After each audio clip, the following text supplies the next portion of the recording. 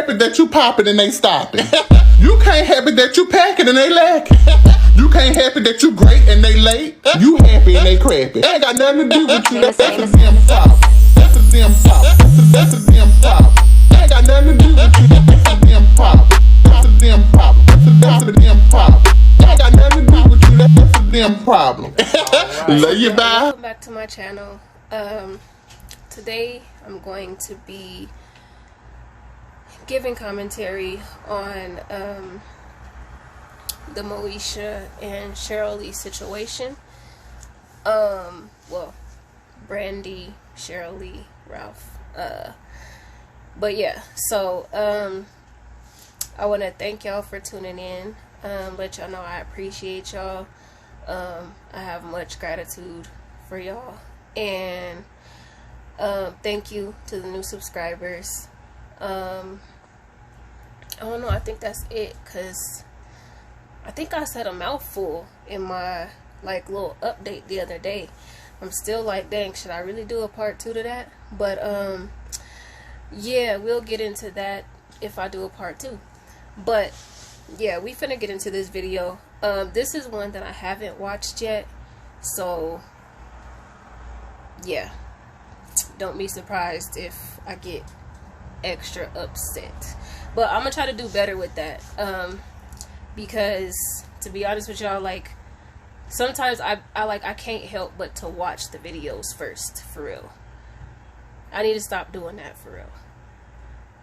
But alright, we finna get into this. Again, thank y'all, and let's do it.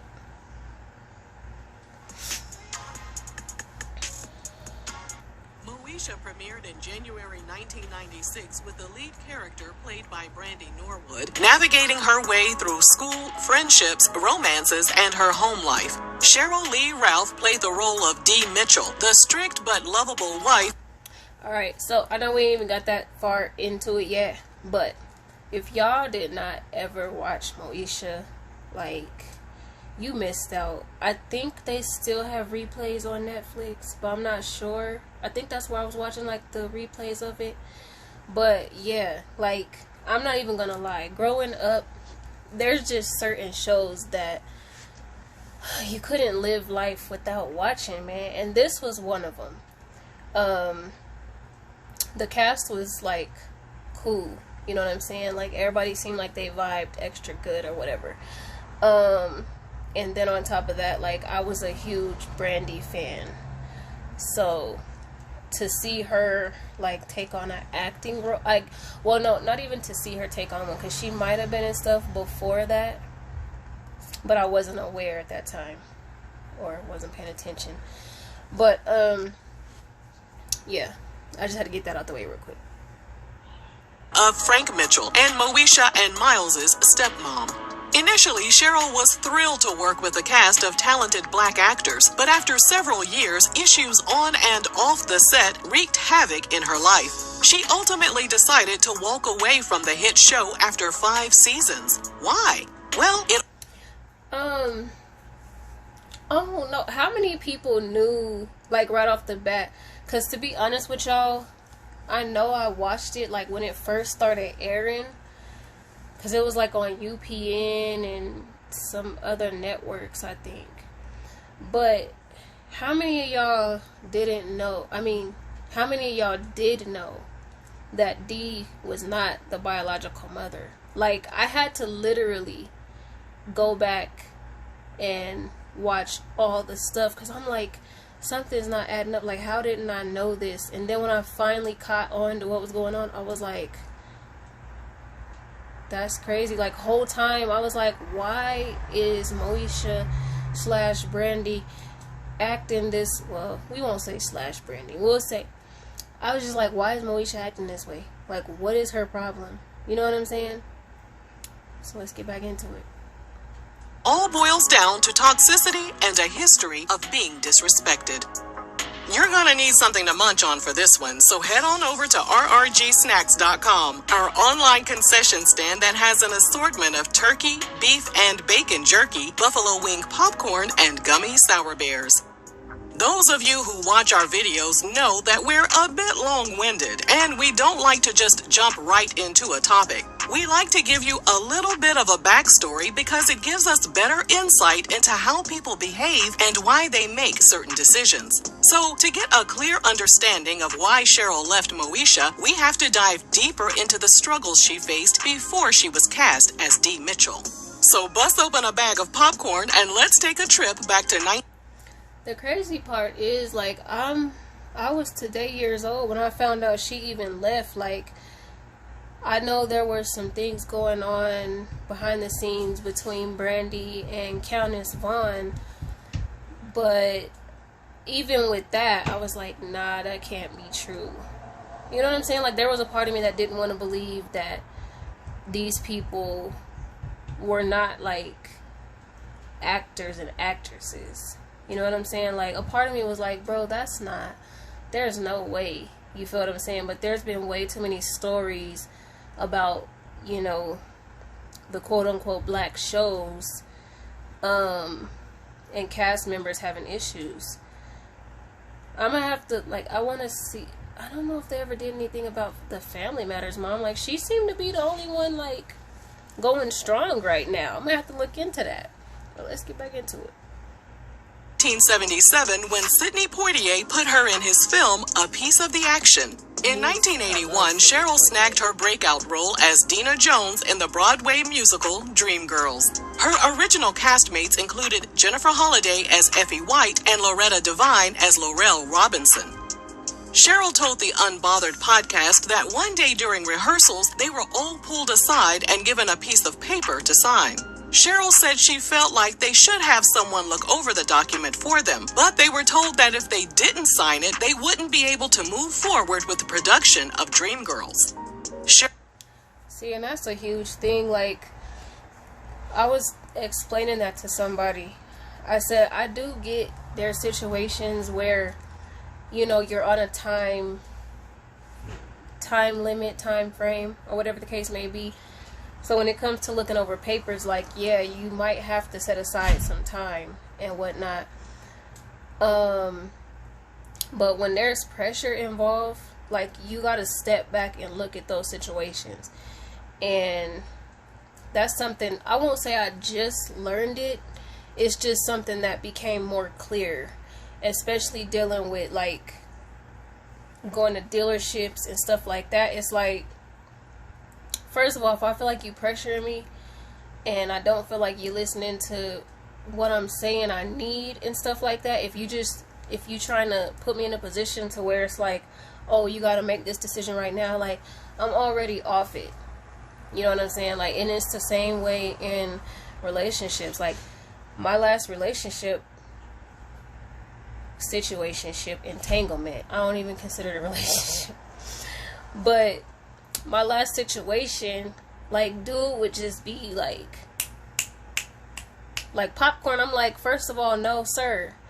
You feel what I'm saying? Like, before I leave anywhere, you know what I'm saying? When I wake up, get ready for the day, before I leave that location, I have a checklist that I have to go through, because when I'm rushed, if I leave the house and I left something, I'm gonna be pissed off because I know that I have my checklist and I know that that was interrupted. You feel what I'm saying? So it's the same thing with contracts. If you're feeling rushed, like, there's a sense of uneasiness that comes with it. And I'll go. Although sometimes these things could lead to, like, bigger and better things. Like, you gotta think at, like, what cost though. You feel what I'm saying? Because contracts are huge, bro. Like, you have to break them things down, especially if you don't know the lingo. Like, you have to break them things down. Let's get back into it. Sheryl was in her 20s at the time, and she really felt like she was on the verge of having all of her dreams come true. She didn't want to miss out on what was to come, so under duress, she signed the document and went on to perform. See what I'm saying? Under duress. Like, that, honestly, that is one of the hugest, what can you say, like, phrases or whatever of 2022.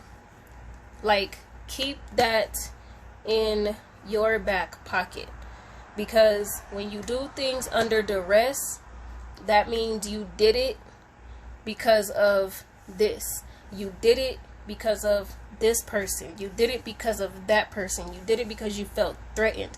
You did it because you felt forced. You feel what I'm saying? And this goes for so many situations. Under duress, being under duress, bro, you can't have a valid contract that way, because the parties are not, they're not in agreement. One party is being forced while the other one already knows what they have going. Feel what I'm saying? What's up? Oh yeah, I like that color.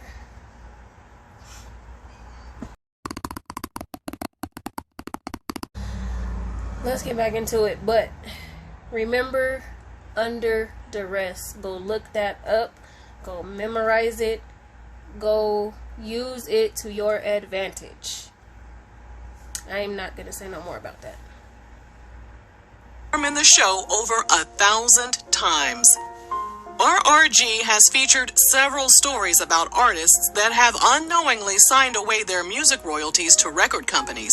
And apparently the theater world is on that same BS, because Sheryl later realized that the document she had signed sold away her rights to Dreamgirls for just $1. Yes, $1 whole dollar. So I'm going to say this without being too blunt about it, right? She found out that she sold her rights away for $1. You feel what I'm saying? Now, think about yourself. Think about what you bring to this world. Think about your personality. Think about your uniqueness. And then think about somebody putting a contract in your face and you not reading over it. And now you done signed yourself away. You don't own yourself no more. That's what be going on. She said she made nothing from the production, while those at the top reaped the rewards of all of her hard work. It was her first taste of the underhanded tactics of the brutal industry. In 1982, the musical earned 13 Tony Award nominations, and Sheryl also received a Tony nomination for Best Actress in a Musical. She remained focused on her career and experienced several high points, including her appearances in It's a Living, Search for... And let's just be honest, man, like, I really mainly saw her in Moesha, so let's just be honest, like, she is, I'm gonna just say is, because, like, I feel like if you have a talent, you always have that talent, right? So I feel like she's a very talented person, or a very talented being, I'll say, not person. We'll get into that another time, like, way down the line. But yeah, so she's a very talented being. So yo, man, like, when you getting into these situations, like, even with this, you know what I'm saying, I've heard stories of people just simply doing stuff on social media and being faced with proposals from different avenues. It's just like, that's crazy. Like, everybody thinks it's just on a bigger, untouchable scale. Like, this stuff don't happen, like, in your backyard or right next door. Or if you stay in an apartment building, like, in your building, on your block or whatever. Like, people think this stuff is just, oh, no, nah, this stuff is happening in so many ways. And sometimes mainly the same way. Everywhere, bro. Everywhere. Turn the light on. What? So can I turn the light on? No. Not yet. For tomorrow, Sister Act 2 and the TV show Designing Women. But several doors were slammed in her face as well. One casting director told her audiences didn't want to. Now I gotta go back, because I did watch Sister. That was one of my favorite movies. I was young though. That's crazy. See her kiss Tom Cruise on screen because of her race. During a separate incident, a producer looked at her braided hair in disgust and asked if she could find a, quote, more natural hairstyle. She also lost out on a job for not being black enough. In 1990, she married a man named Eric Moore. See, the problem with that, I feel like I'm finna be pausing this a lot, man. The problem with that is what I've come to find out is when people say, oh, you're not black enough, it's like you're not ignorant enough. You're not uneducated enough. Like, or no. You're too educated. You know what I'm saying? You're too wise. You know, you're too aware. You're not ghetto by nature. You could be. You feel what I'm saying? But yeah, it's just like, that's crazy. That's crazy. So you do I like cut a small, like a hole, like a big hole, and then just like, wait. Wait till I'm done with this video. I will be in there in just a second. Cause y'all love to wait till I'm doing something to have all these questions. Yes. Let's get back into it. And they welcomed a son and a daughter. Her children were still very young and required a lot of attention when Sheryl was told about a new sitcom being developed for Brandy. In her memoir, which we've linked for you in the description box, Sheryl stated she had been following Brandy's career and thought she had a great voice and an amazing personality. Sheryl wrote, "Seeing a talented young black girl being herself, braids and all, filled me with joy." Moesha premiered in January 1996, and Sheryl experienced several wonderful moments, including when she was voted one of America's favorite TV moms. However, there were some low moments behind the scenes that really put a damper on things. Sheryl revealed in her memoir that working with a bunch of young people with teenage hormones was difficult. She wrote, "Kids can be rude and disrespectful. They can say things that shouldn't be said to anyone." Sheryl stated that her feelings were hurt so many times, but as an adult, she had to restrain herself and fought through her desire to put her young, disrespectful cast members in their place. It got to the point where she just wanted to do her job and go home to be with her family. However, according to Sheryl, her young co-stars were too busy, quote, obviously enjoying themselves behind closed dressing room doors. This caused delays in filming, and Sheryl had to stay on set long into the night while her family was waiting for her at home. Sheryl tried to stand up for herself. And see, that's the thing, like, you have so many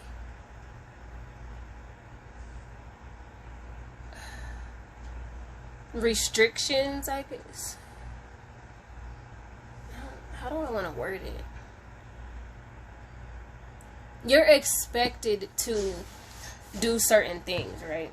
You're expected to be here at a certain time. You're expected to be able to have this done at a certain time, or, you know, in a certain manner. You're expected to be this kind of way, be that kind of way.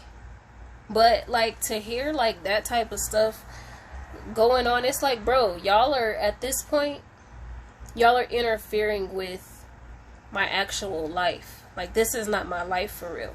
Like, it would be different if they all was cool, or, you know, maybe the cast was a little bit older, or whatever the case may be. But at the end of the day, it's just like, dang, this is what we doing. Like, you're expected to be so professional while dealing with unprofessional people. Yeah, that's the way I want to say it. Your level of professionalism is expected to be top notch.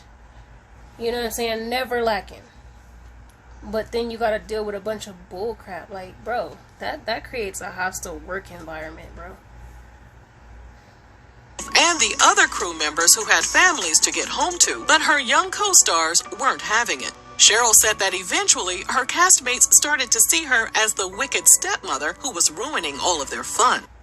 But see, though, then now y'all could, hopefully, I don't know, excuse me, hopefully just by hearing this, y'all can, those of you who, like, have a hard time believing, hopefully y'all can see now that when these stars, especially, like, Disney stars, when these child stars, when they, like, start coming out and saying certain things or saying, oh, well, this was able to happen, da da da da da, or, you know,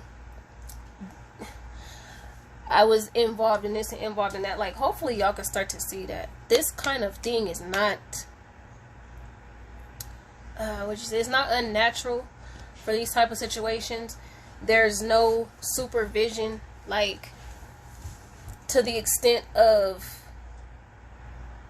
you know, people expecting any kind of repercussions, I guess you could say. Like, when you're young and in the industry, you could do whatever you want. You could be that out of control team. You could be whatever you want to be. You feel what I'm saying? And a lot of these parents, a lot of these parents, they wasn't thinking about that. They just wanted a come up, bro, at whatever price. Sheryl added that the young actors had paid handlers who kept them happy and justified their bad behavior. This meant their attitudes were ignored for the most part, and they were able to... She don't need to be going by herself. Okay.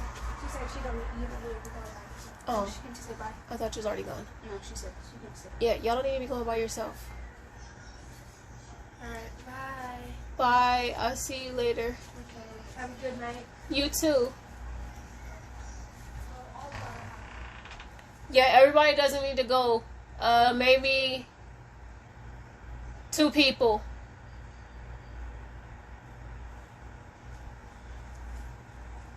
walk all over Sheryl. Sheryl wrote, "Let's be clear, the show was called Moesha, not Moesha's mom. What Brandy wanted, Brandy got." Yeah, it's the same thing. Same scenario that we hear or have heard about with the Fresh Prince of Bel-Air. Whatever Will Smith wanted, Will Smith got. You feel what I'm saying? It doesn't matter at what expense, you know, or what the cost was for what? So do you know where the keys are? I don't know. Check my pocket. It did. Y'all, bro, they are bugging tonight, bro. Anyways, it didn't matter. Whatever the star wants, the star gets. No matter what their age, no matter, you know, no matter what. So, I mean, this is not the first time we heard of this, by far. A summer break, Sheryl got her hair braided. When the show resumed filming, Sheryl went to work with her braids pulled back in a ponytail. According to Sheryl, Brandy loved her braids at first and told Sheryl they looked like twins since Brandy was always wearing braids as well. But apparently, behind the scenes, Brandy was allegedly telling people a different story. Sheryl wrote in her memoir, "Brandy wasn't happy at all with my wearing braids. According to Brandy, the braids were her style, her thing." The producers of Moesha knew they had to make Brandy happy, so they politely asked Sheryl to take her braids out, and Sheryl refused. Then they demanded for Sheryl to remove her braids, and Sheryl refused again. The entire incident took her back to the day many, many years ago when a producer asked her to take her braids out for a more natural style. When the producers offered to donate $25,000 to her charity that fights HIV and AIDS, and they promised to pay someone to create a custom wig for her in the style of her choice, Sheryl finally gave in. But the damage was done. Why don't you own apartment buildings? Seriously, why don't you own these big apartment buildings? And I get it. You might be thinking right now. Sheryl finally gave in, but the damage was done. Sheryl stated the show was no longer about the characters. It was being fueled by a bunch of backstage drama. The relationship she hoped that she would have with Brandy disappeared as well. Things at home weren't going well either because her marriage was falling apart. In Season 5, Episode 14, it's revealed that Frank's nephew, Dorian, played by Ray J, was actually a child he conceived during an affair he had in his previous marriage. Sheryl told People magazine she was disappointed by the direction the show was taking. She said, "I didn't understand why anybody felt it was necessary to destroy the family." Several online sources claim that was the reason Sheryl decided to leave the show at the end of season 5. However, Sheryl tells a different story in her memoir. She wrote that overall, things behind the scenes were too toxic. She added, "And when I am in a toxic environment, I get out as quickly as I can." She barely made it through season 5 because of the workplace. And see, I definitely feel her on that.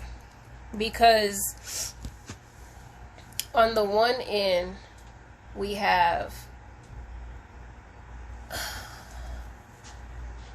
Let me think about this.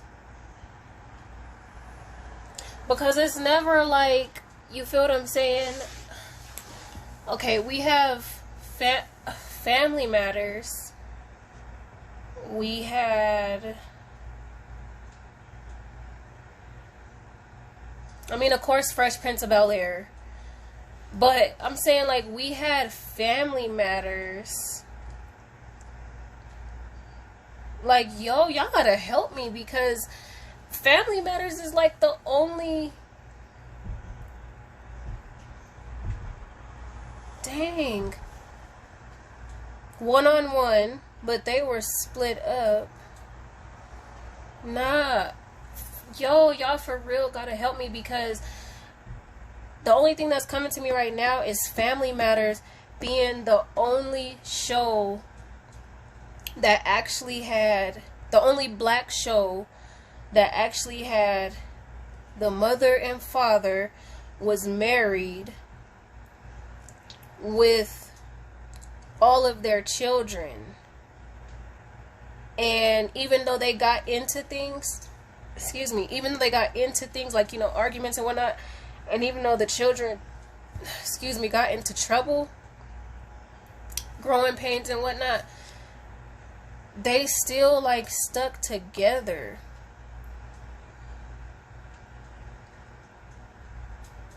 No! Bill Cosby. How the hell did I forget that? I'm bugging. But nah, low-key, it's... I'm gonna have to really sit down and think about this now.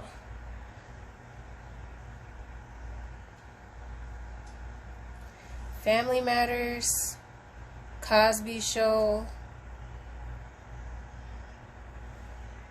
I'm talking about throwbacks. Because I know we eventually had That's So Raven and Casey Undercover. But as far as throwbacks, as far as classics, as far as something that you cannot replace,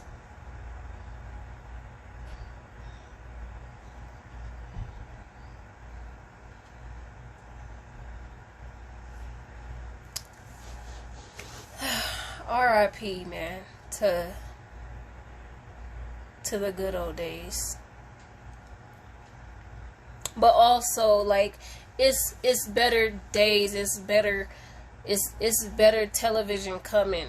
You feel what I'm saying? But dang.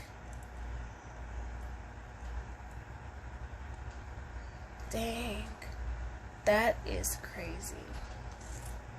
Conditions and due to her marriage unraveling, she told Oprah Winfrey, "The joy I used to feel going to the studio was gone. And one day as I was checking out at the supermarket, I was shocked to see a gossip rag with a very uncomplimentary behind the scenes at Moesha story that included my divorce." In 2000, which was when season 5 ended, she left the show as a full-time cast member. Her divorce became final that same year as well. She told Oprah she sank into a depression that caused her to doubt everything she knew about herself. She added, "I understood how easily a person could end up with a drug or drinking problem because there were times when the pain was so deep I just wanted to feel better somehow, anyhow.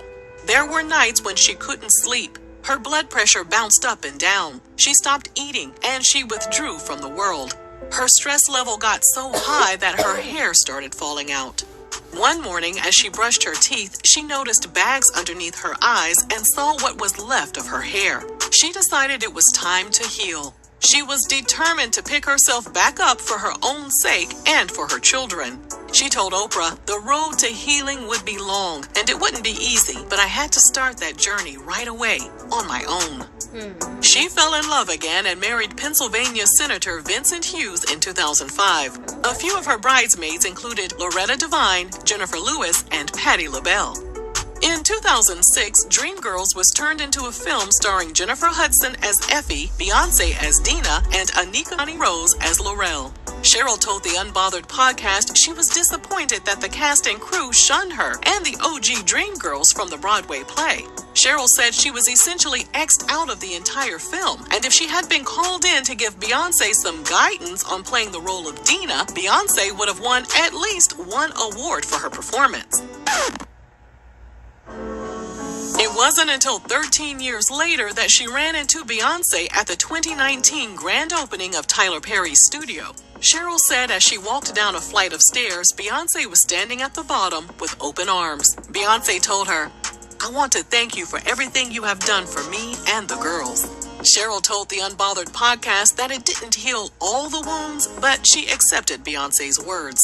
These days, Sheryl has made amends with her Moesha co-stars as well. In her book, she wrote that one of the actors apologized for his past behavior on set and told her he was more mature now, and Sheryl forgave him. When she ran into Brandy at a wedding, they embraced each other. Through tears, Brandy told Sheryl, "I was just a kid. I didn't know any better. You always wanted the best for me. I understand that now." Sheryl said she looked at the strong, beautiful... And see, I mean, I'm happy for these moments. You know what I'm saying? I love that for them. I do. But it's like, for me, to be honest with y'all, over the years, I couldn't do Brandy. Because when, I don't even remember what show it was. I think it was like her own reality show or something like that. And she was doing a tour of a hospital, and then she starts crying during the tour, talking about she didn't want to have her baby there. And then she did this whole big old thing where, I'm just gonna say, from the things that, and when I say things, I mean like YouTube videos, because I really didn't even dig into that, but I've paid attention to like certain things over the years. It's like the fact that allegedly she lied about being like married to keep up this good girl image, like that kind of really disappointed me for real, because I really did used to look up to Brandy. And so it's just like, after that I started kind of like seeing what she was involved in as far as like movies and different stuff like that. And even with the reality TV, like when she started showing up on Love and Hip Hop with Ray J and stuff like that, like I just didn't like how the vibe, like I just didn't like the vibe that I was getting, for real. Because in my mind, I'm like, why would you go so long? Like, yeah, you're in showbiz, whatever, but at the end of the day, you had a following, and you still do. You had a following, you know what I'm saying? You had fans, you still do probably, you know what I'm saying? But at the end of the day, like, why would you like, that's something for the fans to be like, oh, I could relate to that type stuff. Even though me personally, I don't remember ages and stuff when I was like watching this stuff, but me personally, I would have been like looking back, I'd have been like, oh well, if Brandy could do it, I could do it. You know what I'm saying? As it pertains to certain situations. But now it's just like, bro, you lied about something that you didn't have to. So for me, it's like, well, what else you been lying about, bro? Like, at this point, you feel me? So I stopped being like a fan a while ago.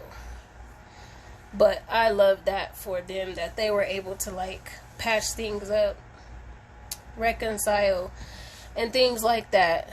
Because yes, she was young, but at the same time, just because you're young doesn't mean you're dumb and stupid. Like, we gotta stop making these children feel as if things they do are not gonna have consequences. You feel what I'm saying? Like, you can't make children feel invincible to that magnitude, because that's when you create a world of adults who feel like they can never get in trouble for nothing and they could get away with anything. And a lot of times they're going to push it and see what exactly they can get away with. You know what I'm saying? So I don't know. Let's go ahead and wrap this up and finish this up real quick though. Woman Brandy had become, and cried right along with her. Sheryl landed several guest roles on TV shows, but no matter how hard she worked, she felt ignored. She told the LA Times, "How can I be in this industry so long and I never get an invitation to the Emmys? Why don't they invite me? Why can't I present something?" In 2017, she and her Moesha castmates reunited on an episode of The Real. All of the entertainers were in tears, especially Brandy and Sheryl. In the footage, Brandy tenderly grabs Sheryl and gives her a long kiss on the cheek. You can feel the love. You can also feel that perhaps there's still some remorse for how Sheryl was treated in the past. As recently as 2020, Brandy has stated she's in talks for a Moesha reboot. But until that happens, we'll continue to enjoy the reruns on Netflix. I don't feel like you can reboot it. And I say that because one of the people who made Moesha what it was Hakeem. R.I.P. to him. But I don't feel like you could reboot it for real. That's just one of them things where it's like, leave well enough alone. You feel what I'm saying? Like, we don't need a sequel to that. Like, we don't. Nah. Well, I don't. I can't speak for nobody else. I don't need a sequel to that. I'm cool. You feel me? But if y'all do decide to, get that popping, my children fell in love with Moesha, so I may end up, watching an episode or two if this is a big if it comes back. But I just don't feel like it could. I don't feel like it could do what it did. I don't feel like it could do that anymore. Like, but anyways, y'all, I'm gonna end this here.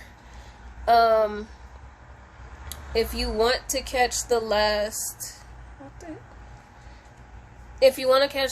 few minutes of this, I will link the video in the description, as well as ways to get in touch with me. If you come across something that you would like for me to have commentary, review, whatever the case may be.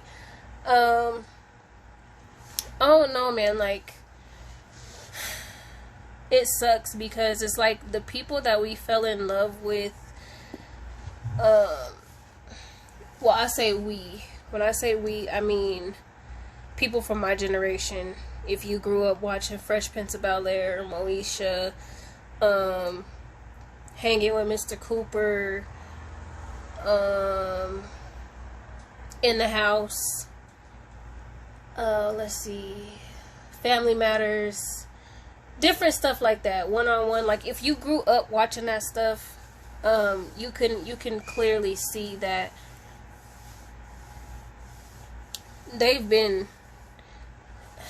people have been trying to come for solid foundations. I'll say it that way. And I feel like those shows created a lot of solid foundations within a generation of children, teenagers. What was it? When I was younger, they used to call us Generation X. So people have been trying to destroy Generation X, man, mentally. It is what it is with that. We're not gonna get into that, but I hope y'all enjoyed this video. Thank you again for tuning in. I'm not gonna apologize for the interruptions because I am a mother, So yeah, man, it just be what it be, man. It be what it be. I'm gonna catch y'all in the next one. Again, I appreciate y'all. I love y'all. Come back for more, man. I'll catch y'all in the next one.